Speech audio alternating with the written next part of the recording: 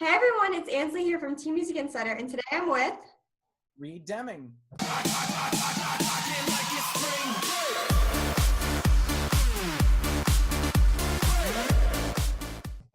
it's great seeing you again, and I'm excited to have you back on TMI. I am beyond excited to be here. This is fantastic. Awesome. So you've been kind of like distant, silent on social media. Can you tell us what you've been up to?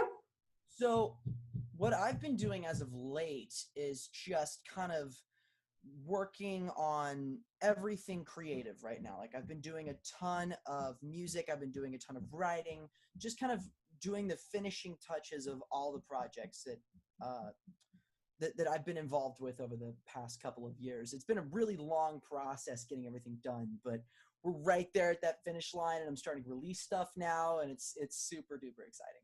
That's awesome. So what was it like making your new project? Oh my gosh, it was insane. You know, the craziest part is that it took place all across the country. So there were songs that were written in Austin. There were songs that were written in this room right here, which is kind of like my makeshift home studio. I wrote some songs here. I wrote some songs in Austin. I wrote a couple songs out in Colorado. I wrote some out in LA. I wrote one in like Atlanta, Georgia. Like songs were written all across country. And I think that was what made this super, super special, is that every place I went kind of gave the project a new flavor. And Yeah, so definitely. and so now I'm here. I've kind of got all these things, just kind of checking it all out. Like, wow, this is a really diverse body of work because of everything that's influenced it. Yeah, definitely. That's very unique and interesting to hear like how diverse it's going to be, and I'm excited to hear the new project. Mm-hmm. I am beyond stoked to share it with everyone. And it's been super cool kind of just releasing one song at a time, because originally the idea was put everything together, release it as one big project. I'm like, you know what? Actually, let's kind of give people a taste. Like, let's give each song like its own moment. And so I would release songs every 2 to 3 weeks. So a little bit less than a month ago, I released Cry Wolf. And a couple days ago, I released Crazy About You. And I'm releasing another song on June 9th. And kind of every 2 to 3 weeks, I'm going to be releasing a new piece of music. That's awesome. I like that. That's very unique and interesting way to do it as well. But I think it looks like it's working. It's going to be great because then it allows people to kind of discover it. And then maybe you have some people that after about 4 songs are starting to see it on Twitter. They're like, yo, this dude's dropping music like twice a month. This is really cool. And then all of a sudden they're completely like involved in what we're doing. So that's really exciting to me to be able to just to be able to facilitate and be a part of. Definitely. Would you say this like new project and album will be your biggest accomplishment so far? I think so. Yeah, creatively for sure. I think in terms of like life accomplishments, I think I've got some bigger ones, but in terms of like using my brain and using my musical abilities to make stuff, like this is the biggest, coolest thing I've done so far. So this is really Awesome. So did you have any moments while creating that like stood out to you or were like the best parts of making the album? Ooh, okay. It was definitely this one trip uh in about, I'd say like October of last year. I went out to Colorado. This was after the first interview that we did when I was in Austin recording the first like 8 songs of the project. And so then I went to Colorado to go on a writing trip, and I didn't really know what would come of it. This was a really cool guy that I had just met through a mutual friend, and I didn't really know what to expect. I kind of walked in just fresh, excited, like, you know, whatever happens here, I'm in Colorado, I'm up in the mountains, I was 8,500 feet high, like I could see like the Statue of Liberty if I looked east. Like, it was not really, but it was not that high. Like, you can't breathe right, like your Yeah, breathing yeah. like messed up. But it was cool because in that writing trip I was challenged more than I think I've ever been challenged to write the perfect song and to not compromise ever. Because there's some songs on this project where there was a timeline and I had to get them done by a certain day, and you could kind of tell. But there are other songs on this project that didn't have a schedule. There was no, Yeah. like, one song, you're not going to believe this. Like, we would wake up at like, we were lazy bums. We'd wake up at 9 or 10 o'clock in the morning, and we'd work until about midnight or 1 o'clock in the morning. And in that long period of time of writing, we would maybe write a verse and a chorus in one day. That's it. Wow. And it was because every single time we had a line that we came up with for the song, we're like, wait a second, no, we can top this. And so we would just be constantly bouncing off each other, just trying to top and top and top and top each other. And in that week-long trip, I only finished 2 songs, right? And you would think like that's not really that much, but what's crazy is that those 2 songs were, I think, better written than anything else on the project because we had to put 110% of ourselves into them. Yeah, definitely. That's amazing. And so that Colorado trip really taught me what it takes to be a phenomenal songwriter, because I'd been writing songs and I've been doing a pretty good job my whole career, but going somewhere completely new with people that are completely new and writing songs that are completely new and not being willing to compromise ever is very difficult to do. But doing that made me grow a lot, and I think I'm a lot better because of it. Yeah, definitely. It definitely seems like it's good to grow as well as not just stay the same. So it definitely seems like you got a lot out of that trip.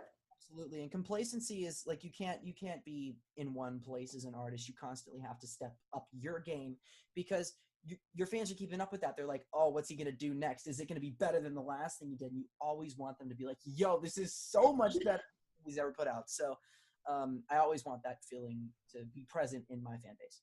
Yeah, definitely. Did you have any like artist style that influenced you on this album? Tons. I was really influenced by a lot of groups and artists and bands that I listened to growing up a lot.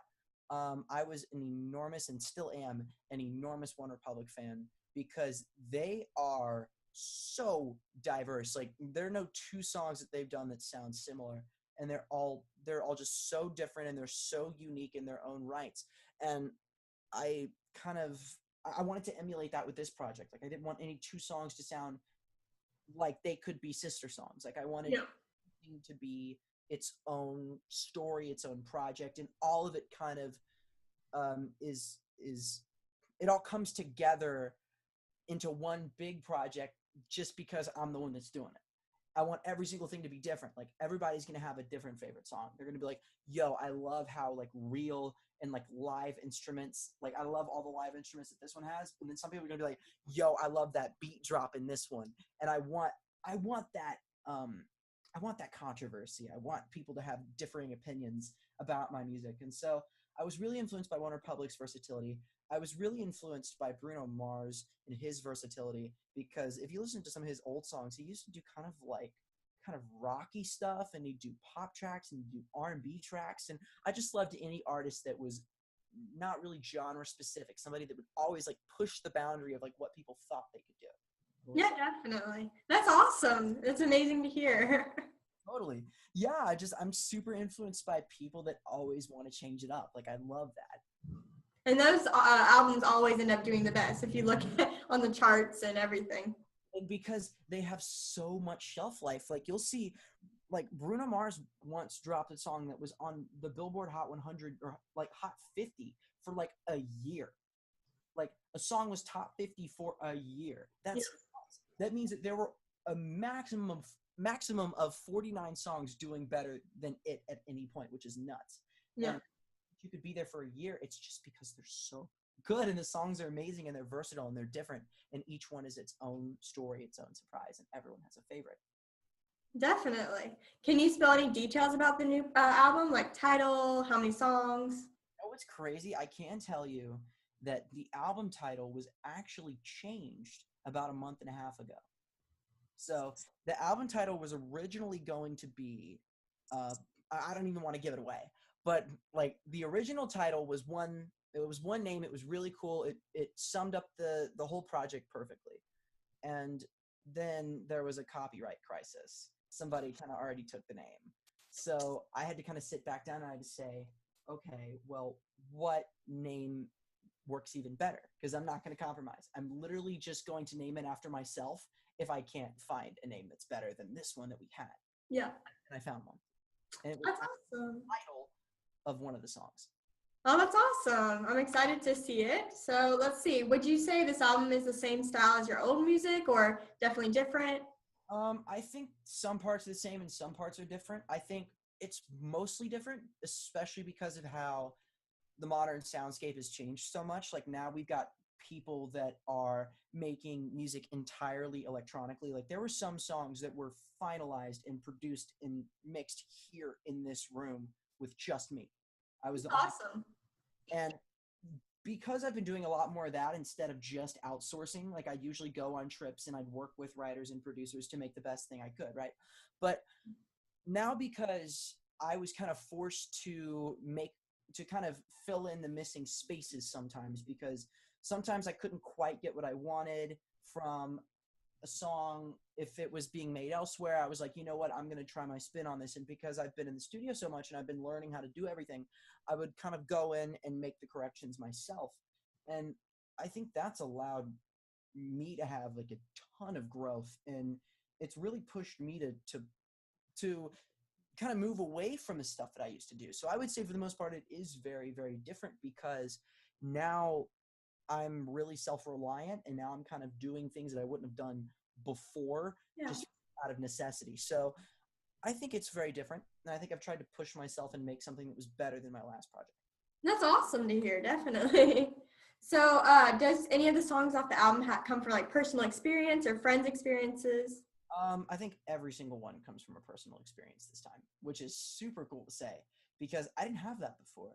I used to write songs about other people because I'll kind of go into depth about this whole, really it's the concept of the album about me not really writing about myself and kind of hiding from people and like because I'd keep all of my like personal stories in my personal life like very close to the vest, and I think I still do for the most part. I don't really want a lot of people knowing a ton about me because that's like sometimes it's like, whoa, wait a second, like I can't hide anymore. But I think the challenge this time was to be like, no dude, you're not gonna hide, you're gonna be an artist and you're gonna be real and you're gonna wear your heart on your sleeve in front of people because that's your job and Yeah, that's what you do, because you need to inspire people to do the same thing. Because every single person that I've grown to respect in this business wears their heart on their sleeve. They don't hide anything. yeah. Everybody knows like what they believe and what they stand for in their music. And I wanted to make sure that every single song that I wrote in this entire project was about my life. Definitely. So, have you picked like a single for the album yet, or because you're like doing them every month, it's a little different? Like, or It's a little different. It's kind of like not which one is the single. It's like what order are they going to be in? definitely, yeah. Like how do I want to do this? And what I've kind of done is in the back of my mind, I'm like, I want to save the best ones for last. So the ones that people have heard now are, in my opinion, not the best ones on the whole project. I think they're great, but they're not the best ones. And I think the first 5 are going to be really solid, but not like at the highest level that they could be. Like I think that I can push it even further in terms of like how good they are. Like the ones I wrote in Colorado, nobody's heard yet. The ones I wrote in California, nobody's heard yet. Some of the ones that I wrote everywhere else, nobody's heard yet. So I'm keeping a lot of it until I really, really want to strike, until I really want to make a statement. This is getting people excited for the project. This is like, here's 2 songs, here's 4 songs. There are a lot of songs on this project. So here's like 6 songs. Check these out. I hope y'all like them. Get ready for like the next 4 because those are going to be bonkers. It's that kind of thing. Definitely. It's a good system for sure. Have you had like a favorite one on the album yet? Ooh, I would say Crazy About You, the one that I released very recently, the second single. That one's definitely one of my favorites. I really like the third single, which I'll actually tell you about. It's coming out June 9th. It's a song called I Wish. And it's basically about wanting to be a better, stronger, smarter, just a better version of yourself. And it's this, I think this chorus is just amazing because it just sums that up so nicely. And it's like everybody wants to be a better version of themselves. Like I will look at things that I did in the past sometimes and I'd be like, really, dude? You did that? And people still like you? Like, really? After that? And so it's basically about me stripping all of like whatever front I'm putting up to try to make myself look cool and just being honest. Just being Yeah, like, definitely. I don't have the confidence that I want to have. I don't look the way I want to look. I don't have the money I want to have. I don't have the wisdom that I want to have. And it's all these things that you wish you could change and improve about yourself. And the song is called I Wish, and it comes out June 9th. And I'm excited for it. Yeah, that sounds like awesome because, like you said, everyone goes through that. They want to be a better version of themselves. I look in the mirror every morning and be like, oh man, I wish I could change this. Like, I wish I was 6'3" and like 220 pounds, and I wish I was like cool, and I wish I could like play sports and stuff. Like, I of course think that. Like, who doesn't? And because we're all like, I feel like I've always been like 70% of what I've wanted to be in my life, right? Like I'm almost quite there, but not really. And I just wanted to write about that because really, you are who you are. We are who we were meant to be, and we gotta rock it. We gotta love who we are, because if we don't, then we're just cheating ourselves. Definitely, that's a great way of putting it. I think it's been great because I've had a lot of input on that one. Like I've shown it to a ton of people, and I always ask them like, what hit you the hardest about this? And they said, well, the chorus hit me the hardest. And so I said, you know what I'm going to do? I'm going to rewrite a verse. And so literally a couple weeks ago, I rewrote the first verse of this song. Everything was planned. We had a release date. We had a concept for how we wanted to promote the lyrics. And then I was like, you know what? We got to change it. We got to rewrite this. We got to change this up. So that happened. And I love it. Just like those spontaneous changes. Definitely. So with the new singles, the ones you just released, Cry Wolf and Crazy About You, can you tell me a little bit about how those two songs came about? Okay.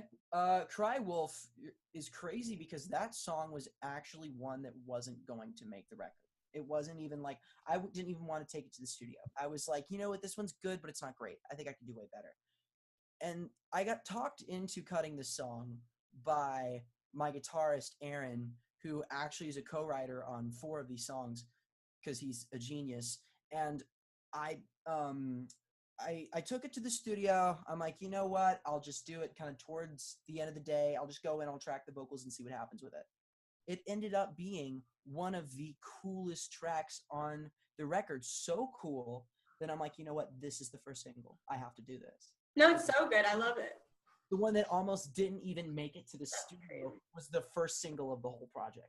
That's crazy to hear, definitely, because I love that song, by the way. No, it was really fun to do, and the instrumentation for that one took a lot of time because we wanted to make the chorus big and beefy, and then all of a sudden I'm just like, you know what? What if we just make it a drum beat and a vocal and a bass line? Like, what if we just make it like super like simple and kind of give it almost like a tribal vibe, like it's this cry wolf, like super loud, like calling like the moon or whatever, like a wolf does. I was like, you know, what's wrong with that? Let's try some there. And so that one just kind of evolved over time. And there's a really, really cool introduction to this song that hasn't been released yet that I'm very excited to share.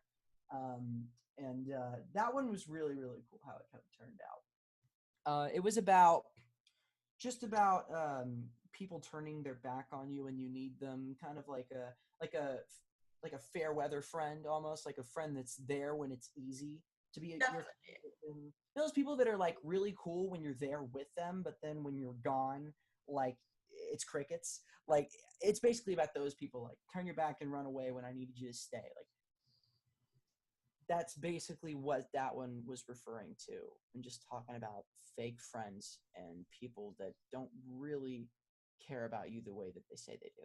Definitely, yeah. Being in the business a lot, you kind of run into that all the time. And so I'll be on tours with people and I'm like, oh my gosh, you're so faking it right now. I could hit you up 2 weeks from now. You're not even gonna remember my name.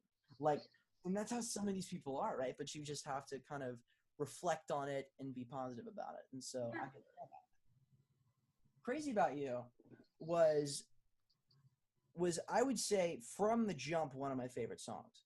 Like I would put that one in like my personal top 5 of this whole project because I was so proud of the instrumentation and I was so proud of the beat drop and basically everything we did to it in terms of just the rhythm and the cadence. And I wanted the verses to be very kind of sing rap. I wanted to be very clever. And then the chorus, I just wanted to be super simple, and I just wanted that beat to knock. And I was really happy with how it turned out. That one was super, super cool. And thematically, that one is awesome because it's about caring about someone that you know you shouldn't, or knowing that like this isn't ever going to happen, yet I'm still crazy about you. Like I still am just nuts about the idea of being with you. And that was very much on my mind when I wrote it, and it just kind of turned into this it turned into this heck of a song. I'm very proud of it, and I knew it would be like the perfect second single, so I'm very happy with that one. Awesome. Will there be like any music videos for any of these projects in the album? Oh, tons. It just depends on how many I can get done over the course of the next couple weeks. I'm hoping to shoot the music video for Crazy About You next week or the week after. Kind of have to check availability in a bunch of places, but I'm working on that right now, which is super exciting. And then I'm also working on a music video for I Wish, which comes out June 9th. And that music video is going to be mind-blowing. Like, I think people are really going to love that video when it comes out. It's very different. I've been doing something kind of in my spare time for the past couple months that I've invested a lot of time in, that I've gotten pretty good at, that I'll be doing in this music video. And I don't want to give away too much because we got to keep it a surprise, but it's going to be dope. It's going to be so sick. I'm beyond excited for it. Oh, I'm excited to watch it. Hey, I'm really, really stoked. It's going to be awesome. So recently you tweeted a couple weeks ago, almost got a first felony today. Can you tell us about that experience? What happened there? You did your homework. Holy cow. This story came about me trying to shoot the album cover. I went to an abandoned church. I hopped a fence with a ton of camera gear. It was me and two videographers, and one of the videographers' girlfriend came to help out. And we were all working on this shoot, and we were killing it. We were about half an hour, 45 minutes in. We'd gotten a lot of great footage. I think we'd gotten the photo at that point, like the cover at that point. And all of a sudden, I see a police officer just walk past the building, right? Just kind of in. So this is the building. There's a door I can see outside. He walks straight. I don't think he sees me, right? And so I immediately just like dip to check to see if there's anyone on the other side. There was. I ran outside of the building to check if there was someone on the other side. Another officer. There were two. They always travel in pairs. Just remember that. I was an idiot, and I ran, and I showed a lot of fear because, I mean, I was very scared. I didn't know what kind of charge this would be. Here's the thing is I was interrogated for like 40 minutes. Like, they had my hands up against the wall, and I basically had to tell them why I was there, and I had to prove that I was actually a musician. Jeez. Shooting something, and I wasn't doing anything illegal. I was searched multiple times, and ultimately I got off with a warning. And I was so glad because I did not want a police record. And honestly, it was worth it though. Like, anyone that's like, that has any brain whatsoever is going to be like, Reed, you're such an idiot and you have zero respect for authority. I had to get that album cover, dude. Like, that had to be shot. And it had to be shot at that location. It was phenomenal. So it was worth it. I totally lucked out. I got out with a warning, and I got the album cover. So I'm very happy. Good thing you got something out of it. Right? Yeah, I'm never going back there again though. Like, I'm just like, I drove by that church one time, and I was just like, okay, this is creepy. I'm not going back in there. I don't want anybody messing with me.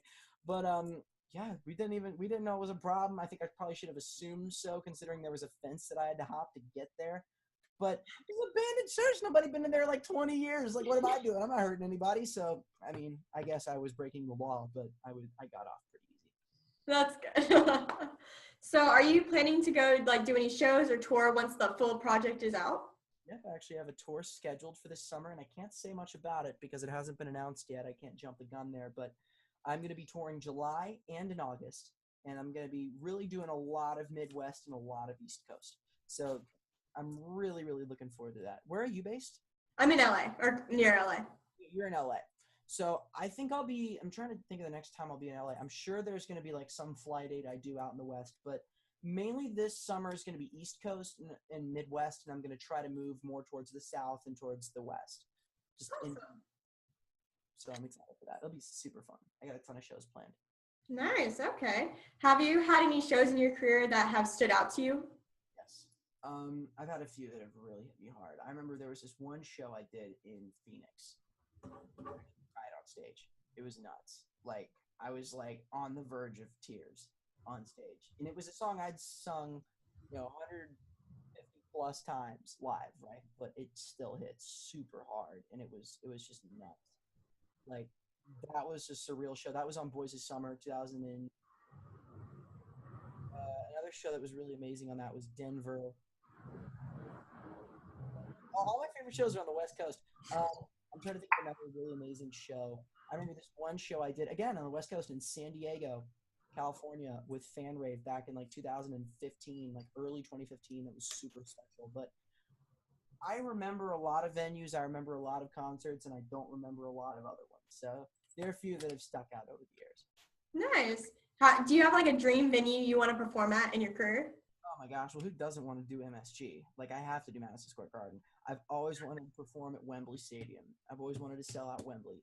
And that's in the UK, but like, that's a huge deal to put that one out. That's amazing. I want to perform at I think this one's a little bit more doable, but I want to go to Webster Hall. I think that's really cool. I would love to go to like I don't know, there's so many places. It's really less venues and it's more like places. Like, I want to do a European tour. I want to like England and France and Germany and Russia and Spain. Like, I want to go there. Like, I want to just immerse myself in their culture for a few weeks. Like, I would love that. That'd be so cool, definitely. I would love that. So, do you have any like crazy talents you do other than singing? Well, I can solve a Rubik's Cube in a little bit over a minute. I can. That's impressive. I was really bored one day, and I'm like, you know what? I'm going to totally learn how to do this because it can't be that hard. It was hard to learn, but once I got it, it got easier as I went. Because basically all you're doing is matching colors. Like, there's very little math in it at all. It's just remembering like algorithms and matching colors. Like, if you can see color, you're fine. That's awesome. It's like Justin Bieber.